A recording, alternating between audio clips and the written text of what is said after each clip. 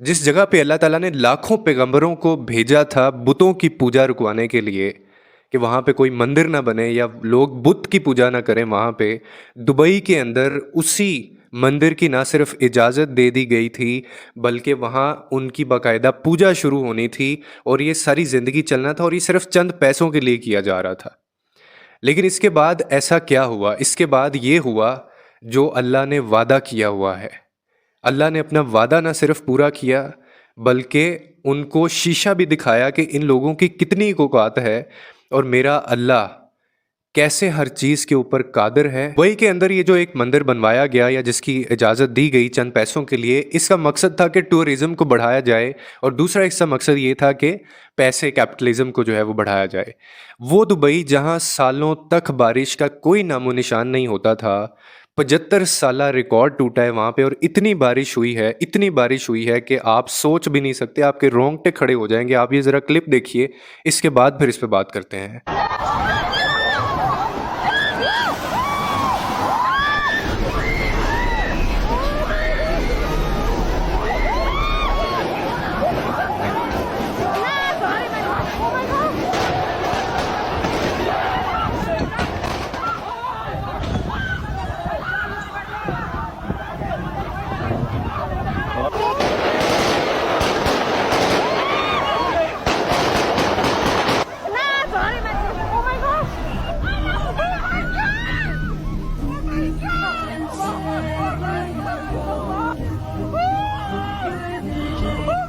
तारीख में इतनी आज तक बारिश नहीं हुई। इतनी बारिश हुई है कि वो दुबई जो ये क्लेम करता था कि दुनिया की जदीद तरीन टेक्नोलॉजी को इस्तेमाल करके इसने घर बनाए हैं, गाड़ियाँ बनाई हैं, सड़कें बनाई हैं और इसके ऊपर कोई किसी किस्म की आफत नहीं आ सकती, ये घर ख़राब नहीं हो सकते, ज़लज़ला इन घरों को कुछ नहीं कह सकता।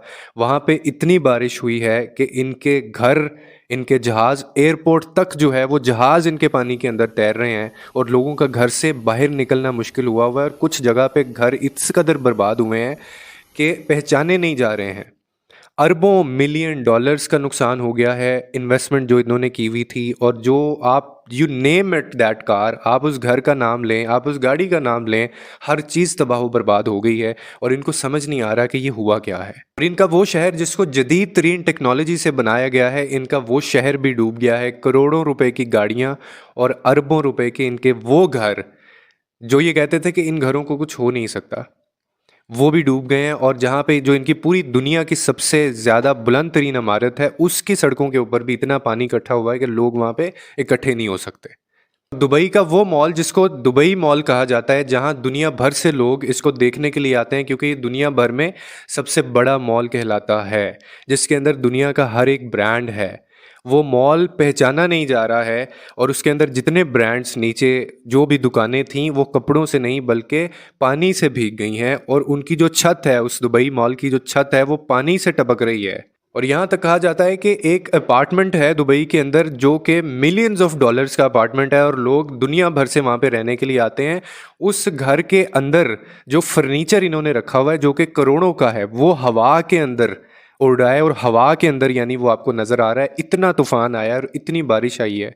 कुरान के अंदर है, अल्लाह कहता है कि मेरे नज़दीक ज़मीन के ऊपर सबसे अच्छी और बेहतरीन कौम वही है जो इंसाफ करती है, वरना इसके अलावा उसके नज़दीक, उसके करीब, उसकी पसंदीदा कौम कोई नहीं है।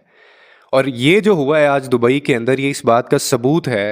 अल्लाह जब अपने होने का एहसास और अपने होने का वजूद बताता है तो फिर वो इस तरह से बताता है कि कोई पैसा, कोई दुनिया की ताकत, कोई दुनिया की चीज़ आपको उस अजाब से, आपको उस आफत से नहीं बचा सकते। और ये सिर्फ अभी पानी ने ये हाल किया है।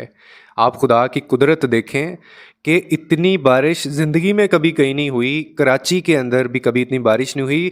आप इस वक्त कराची की अगर सड़कें कहें ना और इनको मिलाएं आप दुबई की सड़कों से, तो आप कहेंगे कि हमारी सड़कें जो हैं, पाकिस्तान में जो सड़कें हैं वो ज़्यादा अच्छी हैं।